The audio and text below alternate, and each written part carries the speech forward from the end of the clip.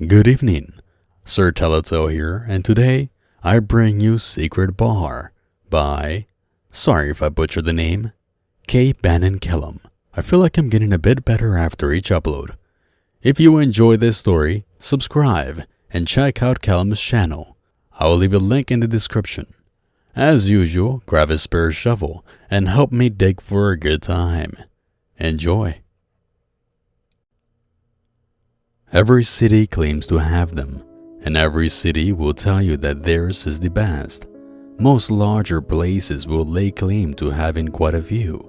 I am, of course, speaking of secret bars, the kind of bars with no name out front, where a secret password is required to get in. This is what started my obsession, and may have cost me my soul. The year was 2001. And I had turned 21 earlier that year. I had already done up all the new freedoms that comes with that age. I had done bars, casinos, you name it. At first it was so cool, because for years I had felt like a kid, like some wet behind the ears idiot that the rest of the world sort of just patted on the head. Even after turning 21, things remain annoying. People would hear that I was 21 and treat me not like an adult, but as a new adult, like a grown-up that still needed grown-ups. I was annoyed. I worked downtown in a dreary office job, inputting data. The nice thing about it though were my hours, 3 p.m. to 11 p.m. for a single guy in his early 20s. It was perfect. I go to sleep every day, and I will get off of work just in time to take the quick walk from New Orleans Central Business District, cross over Canal Street, and bam, I was in the French Quarter, land of booze and women. Lots of fun times were spent down there. But as I said, even that began to get boring, really boring. So I began to research secret bars. I found a few right away, and most of them were just as boring as the regular bars. One in particular, called Mythic, was located up a narrow stairwell, accessible only through a tiny door located under the bar downstairs. Once I got up there, though, it was just another bar. The clientele was a bit more pretentious. Most of them thought they were the second coming of Lestat, but in the end, it was the same thing. A bar, drinks, people, and usually crappy music. I remember one night I was at home in my tiny apartment using Metacrawler. Remember, this was 2001. And searching for more secrets in my city that I was now old enough to exploit. I kept finding links to the same boring places I always went to.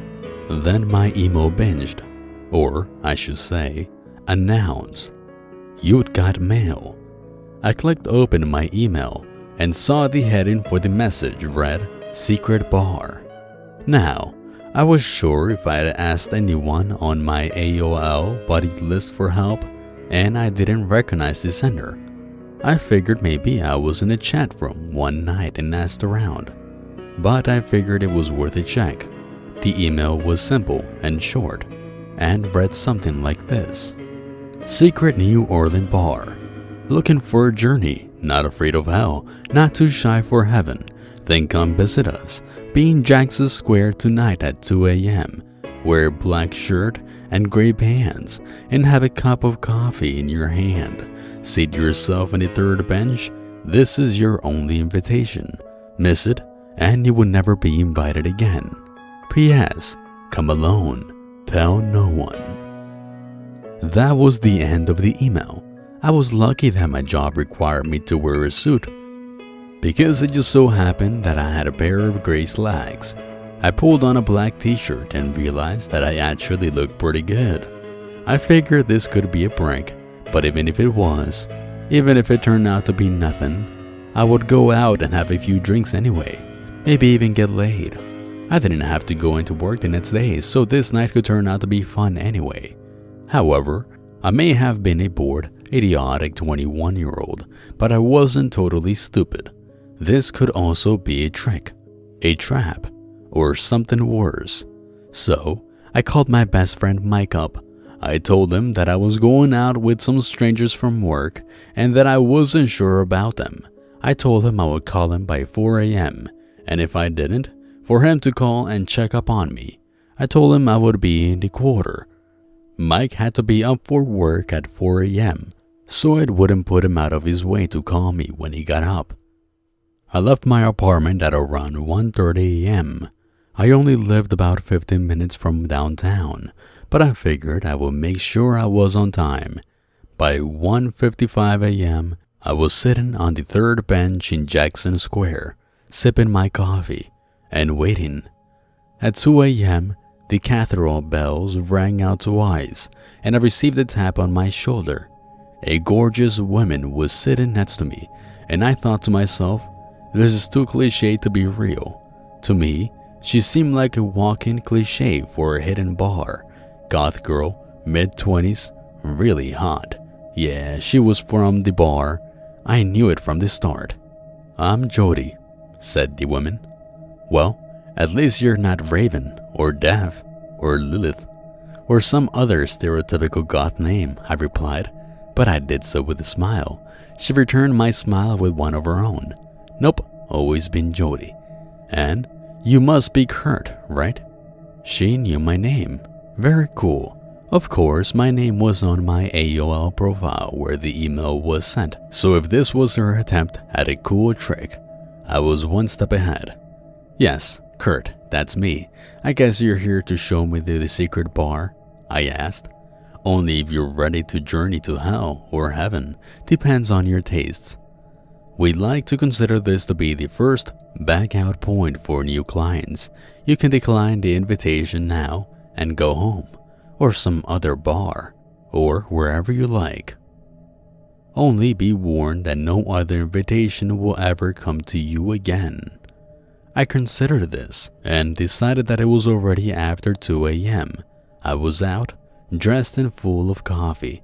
I wanted to see this place. "Lead on, Miss Jody," I replied. She stood up and began to walk ahead of me at a rapid pace, I might add. We walked in silence for some time, weaving deep in the quarter, past Bourbon Street, past all the loud and drunk tourists, past the warm and safe lights, the cop cars, the music from the bars. Before long, we were in the dark part of the quarter, mostly residential, and very few people were on the streets this way. She suddenly stopped and walked up to the stoop to a private residence. She fiddled with keys, opened the door, and gestured for me to enter. "Wait, is this someone's house?" I asked. "This is the house where the dead scream in silence, where the walls rot, where pain becomes pleasure, where pleasure becomes death. This is the house of Din, he who dwells on the Black Star. Enter." I thought this was the coolest pitch for a bar I had ever heard. I figured it was rehearsed, but she said that whole little phrase with a lot of conviction. I had no idea who Din was, and I certainly didn't know about Black Stars, but I did have a desire to push on. She walked me into the house, which was empty, no furniture, no nothing. Now, French Quarter real estate isn't cheap, so if this place was renting a house just to serve as the cover for a bar, they clearly took themselves seriously. This might not be so boring after all. What happened next was strange. She turned me towards a small hallway with an elevator. Now, I know that some houses back in the day had elevators. However, this one only appeared to go down. New Orleans isn't exactly known for having basements, especially in homes. As I went to step in, she stopped me once more. "This is your second back-out chance. Same as before. You can turn around and leave. No harm, no foul." "Push the button," I replied, pointing at the down button, and stepped in. The elevator ride felt long, really long. At first, I was thinking that this was impossible. No one builds down in this city. Hell, we even have to bury our dead above the ground. As far as I could see, though, we were going down. This was one of those older elevators with just a metal grate door. I could see wood and metal going past us, and this eventually gave way to a stone. I was about to question this when it occurred to me. "Cool trick," I said. "Trick?" Jody asked. "Yeah, the elevator is rumbling in place while a rolling graphic goes by outside to look like we're going down, right? Because, while I am no expert on elevators, I would say that we will have to be at least 20 stories below this city right now, and I know that just isn't possible." "You're right," she replied, grinning. "We aren't 20 stories below the city. We are, by now, at least 2,000 stories below, if you are using stories as a measurement." I wanted to say something back about how that was a lie. Had to be a lie. We hadn't been riding that long, and that amount of depth wasn't possible in a tiny elevator like this. However, I figured this was all part of the act, like her whole speech about House of Din and all that crap. I didn't want to become too obnoxious or pushy. She might end up asking me to leave, figuring I would ruin the scene for other patrons. Instead, I just smiled and decided to play along with a really cool and elaborated bar scene. Fake or not, this was by far the most ambitious effort I had ever seen put forward for a drinking establishment. Shortly after, Jody stepped in front of the doors, but before she opened them up, she turned back to me. "This is your final chance to back out. If you wish, I will take you back. However, once I open these doors, you will be in hell. You may find your way back to the surface tonight, but some find that leaving is just impossible. Some stay forever. In the interest of free will and fair play, I am bound by the Council of Nod to offer you this final chance to return to your life. Choose now." "Amazing speech, Jody," I replied. "Really great. You guys clearly put some thought into this. Yes, I want to go to this bar." She smiled and opened the doors. A small door sat at the end of a wooden hallway that looked like it may have been built around the time of the pyramids. There were no lights. I could only see by the small electric light in the elevator, and the light coming from the door ahead. I walked forward, and as soon as I stepped off the elevator, the heat hit me. It wasn't so hot that I couldn't take it, but if anyone has ever experienced being in an attic on a really hot day with no ventilation, then you have an idea of how this felt. The air was thick beyond description. I was instantly covered in sweat, and I knew that if I stayed in this hallway for too long, I would pass out. I turned to look back and saw the elevator already heading up. From what I could see, there was no button to call it back down either. I guess Jody wasn't kidding when she said that was my last chance to back out. I crossed my fingers that the bar would be air conditioned and walked forward into the light. What happened over the next couple of hours is largely a blur. I will tell you as best as I can. I entered the bar. It was small, very small, about the size of a bedroom. There was a single wooden bar, 3 bar stools pushed up to it, and 3 small tables in the corner area. The room was poorly lit. Only a small light bulb hanging from the cord was providing the light. However, it was well lit enough to see everything, and sitting right on the light bulb seemed the most logical. There was a small shelf behind the bar, typical setup. Liquored bottles in front of a mirror. There were 5 others in this room, plus the bartender. I saw a gothic girl sitting at one of the tables, sipping a drink with a rather plain-dressed man. There were 2 gentlemen at the other table. One was wearing a business suit. The other was wearing that awful cowboy attire that was popular in almost all walks of life, even secret bars. There was another woman, average in appearance, probably in her mid-30s, smoking at the other side of the bar. Of course, there was me too, so that completed our little circle. There was no music playing. The walls were old wood, oak maybe. The bartender, now he was a classic, white shirt, black pants, suspenders and bow tie, like something out of the roaring 20s. It was still hot though. Not as bad as the hallway, but pretty awful. Liquor would only make me hotter, but I was here now. I figured I would test the waters.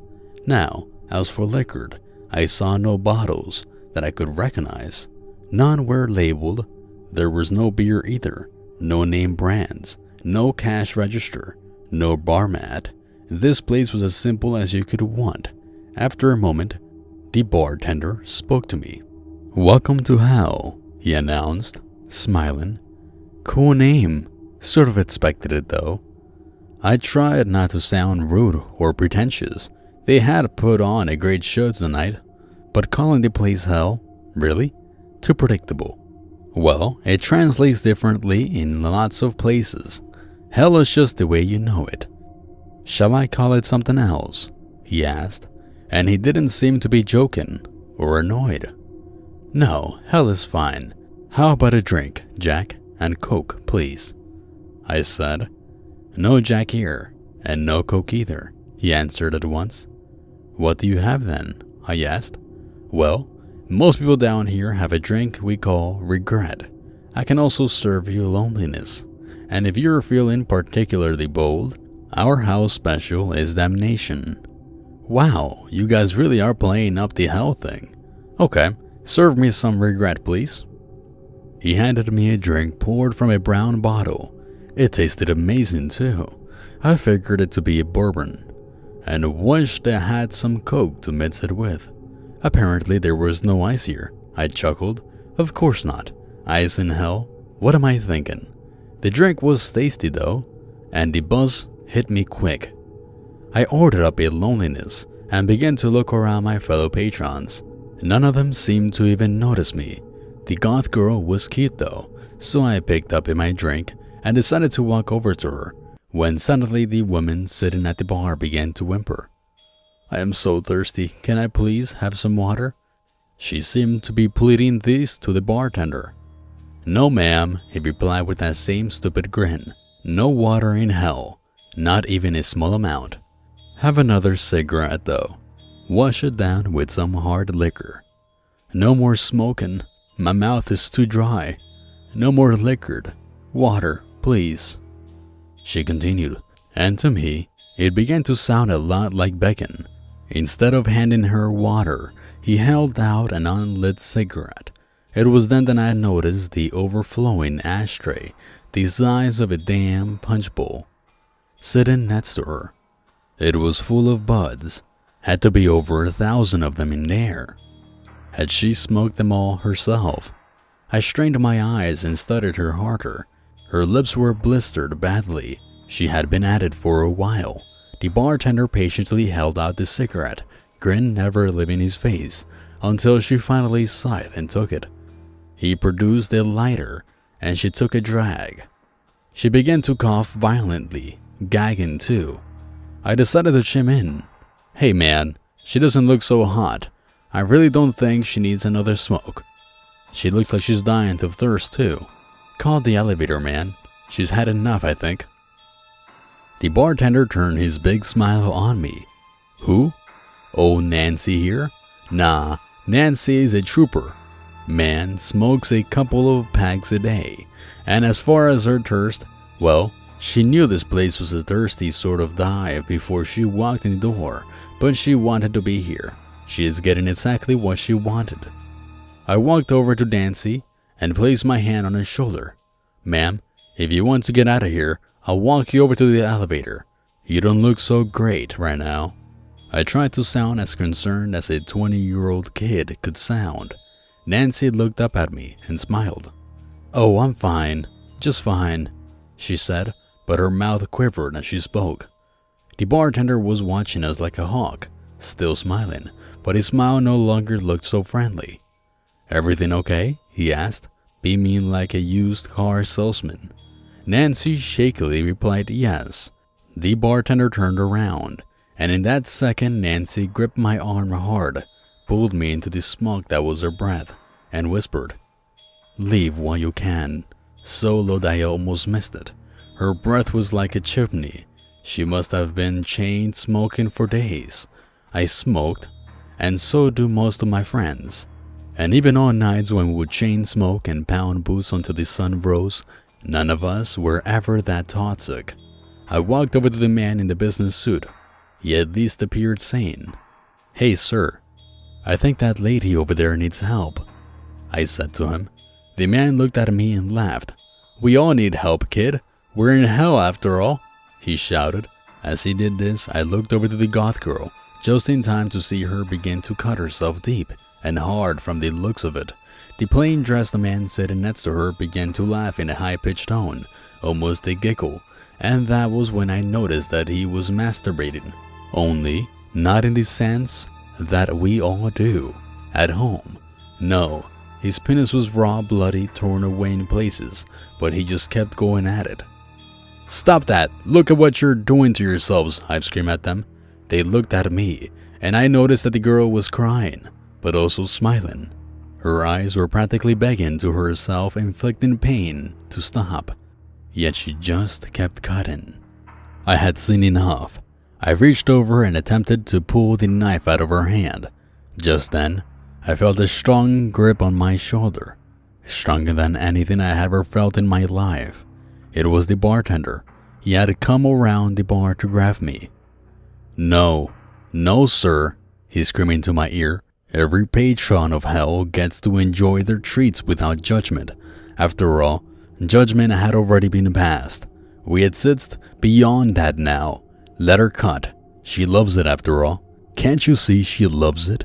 She's smiling ear to ear." The bartender dragged me back to my stool, and with great speed, was somehow back behind the bar again. The secrets. Now, you wanted secrets, right, Kurt? You were bored and wanted more. That is what you came for. Now drink. You drink before I beat your fucking face in. Through all of this, he never stopped smiling. He slammed the glass before me. A murky liquid was inside. He grabbed my arm and began to squeeze. The pain becoming unbearable, my mind began to race. This was no bar. This was something, but not a bar. I wasn't ready to believe I was actually in hell, but I knew I was somewhere bad. "Drink your drink, sir," he screamed again, and fearing that I would pass out from the pain, I slammed the liquid in front of me. It tasted horrible.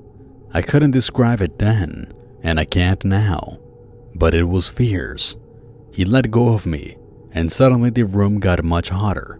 The light began to flicker, and suddenly I was afflicted by knowledge, things I didn't want to know, things that no one would want to know. My mother had an affair, and the man I had grown up calling Dad was in fact not my father at all. I had a brother who died. I never knew that. My boss at work hated me. My grandfather committed suicide. All these years I just thought he died naturally. My mother was going to abort me, but changed her mind because she couldn't afford the abortion. I was going to die alone. My wife, a woman I would meet in 6 years and fall madly in love with, I would die in a car crash with my 3-year-old son in the back of the seat. There was nothing I could do to change this. I would go blind in my 60s from a work-related accident. There were currently 34 people in the world right now, some of who I thought as friends, who wanted me to die. They hated me. No one, not even my mother, not my father, no one has ever loved me after all. Those were just a few of these secrets that suddenly hit me. There were thousands, maybe millions more, but by then my mind couldn't process them all. There were some things about me, things about people I knew, and they were so dark that I am thankful that I cannot remember them, because to dwell on them for even a second longer would have brought on madness. Frantically, I looked around the bar. The woman, Nancy, was still smoking, only her throat was on fire. A small red glow smoldering right in the middle of her throat. She was clearly in the worst pain of her existence, but she continued to take puff after puff of her cigarette. Each time she did, the glow on her throat would get brighter. I looked straight ahead in the mirror behind the bar, seeing the gore fest that had begun behind me. However, what took my attention was the small, black figure standing directly to my right. It was maybe 5 feet tall. Its skin was jet black. The only thing that stood out was its eyes. They were human eyes, but not bright, not glowing, just bright enough to stand out from the onyx of its face. It had small horns on its head. It had very white, very sharp teeth. Somehow, I knew this was Din, and I was in his house. I looked towards the door, but it was gone. The heat continued to get worse. These secrets were still popping in my mind, each worse than the one before. Entire dimensions of my soul were being revealed to me, all of it horrible. Just then, my cell phone rang. The ringtone, something from my world, something from up above. It grabbed my attention, and in that moment, the secret slowed down a bit. I looked down. It was 4 a.m. Mike was calling to check up on me. His name, Mike. Yes, I have a friend named Mike, my best friend. The more I focused on things that were real, the more stable things became around me. These secrets were almost stopping now. The macabre scene around me was slowing down too. Nancy was back to just smoking again. The goth girl wasn't cutting. That sinister face of Din, it had already retreated just a bit. Mike, my oldest friend. Yes, we grew up together. We rode our bikes together. We had sleepovers, pizza parties, and the more I focus on the real world, if I could just... The door was back. I bolted for it. Stop! You had your chance to back out, screamed the bartender, and I looked back just in time to see him leap over the bar behind me. I shot through the doors and back into the tiny, impossible hot hallway. The bartender burst through the doors, and I did the only thing I could think of. If thinking about the real world weakened this place, then perhaps a real link to the real world will break it. I hit answer on my cell phone, and the voice of my best friend, who was calling from the safety of his apartment, greeted my ears. I could even hear music in the background, real music. Mike, call the cops. I'm in real trouble here, I screamed into the phone. What? I can barely hear you, man. Your connection sucks, he answered. The bartender was still coming, still grinding. I had one last idea. I pushed speaker. Mike's voice, a product of a living world owned by someone who has not made a deal to enter some level of hell, flooded the hallway. The bartender stopped. He's not allowed to know of this place, to have any contact without being invited, even voice contact. It violates the Council of Nod. That was when the final blow to the bar from hell was delivered. I heard Mike, in his sleepy yet concerned voice, say, "What is the Council of Nod?" The contact had been made. Whatever rules governed this place had been broken. Suddenly, the elevator came down. The bartender, still smiling, looked down at me. "Sorry, sir, but you have violated the rules. You are no longer welcome at this bar. Please leave." Jody was standing in the elevator. I stood up and climbed in.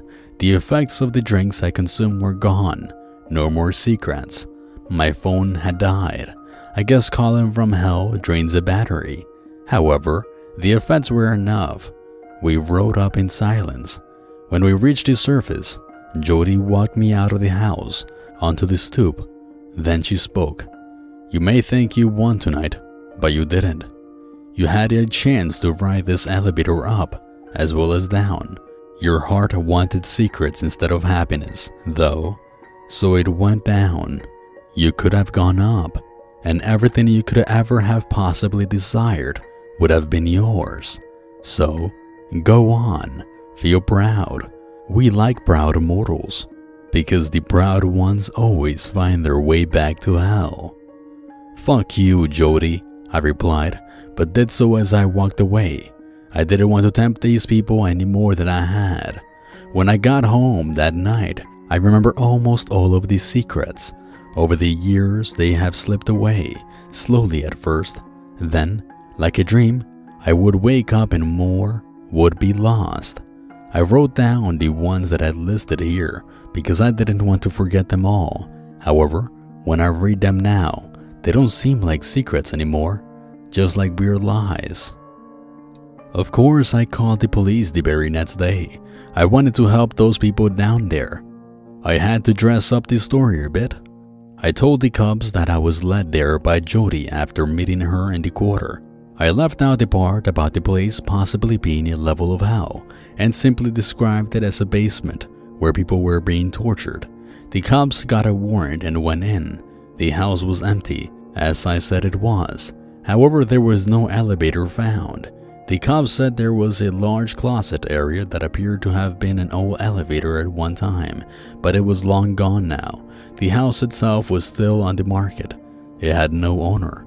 For a few years, I would go down to Jackson Square around 2 a.m., hoping to catch Jody luring another victim in the house. However, I never saw her again. Years went on. I did marry, and no, my wife was never killed in a car accident. We don't have kids yet, though perhaps when I violated the contract, the Council of Nod, or whatever, I somehow broke that cycle. I'll never know, but I will be careful. After I posted this, I burned the list of secrets that I had written down. Of course, I could always read them on here, but I won't, and in time, hopefully, I will forget them too. I never confronted my mother about the abortion plan or asked who my real dad was. Those secrets seem so real, but Satan is also called the father of lies for a reason. I am not sure if Din is Satan or just a lesser version of him, but I doubt that Din is a very honest sort either. I post this as a warning though, a warning to be careful when seeking out secrets. Some things are kept secret for a reason, and to know them is to know madness.